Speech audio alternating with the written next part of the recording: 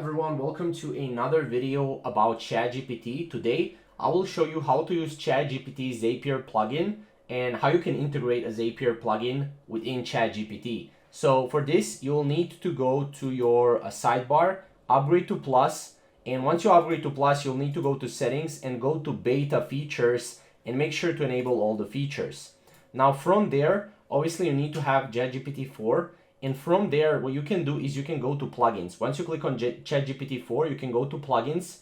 From plugins, as you can see, you will see no plugins enabled. So make sure that you go and type in Zapier and obviously click the drop-down menu and everything and install the Zapier. From there, you'll need to just allow Zapier, and from there, you'll be able to go and use Zapier. It's as easy as that. Now, as you can see, you can set up your Gmail action. You can set up, that completely, like you have saved ChatGPT actions page, and you can actually get started with, using Zapier right here to basically, set up a ChatGPT action. So yeah, you have a bunch of actions. For example, whenever someone sends an email, then, do this or do that. So as you can see, this is pretty much how it works.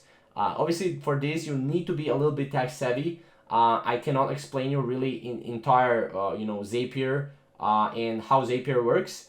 But usually, Zapier will connect two apps with a basically if. So, for example, if someone sends an email on Gmail, then do this on SMS or send an SMS, right? So this is basically what Zapier is doing. But this is basically how you can set up Zapier. It's very fast, very quickly to set it up, and it's easy. So if you have any questions or if you want a more in-depth tutorial, I can definitely create that in the future. So thank you guys for watching, and we'll see you in the next video.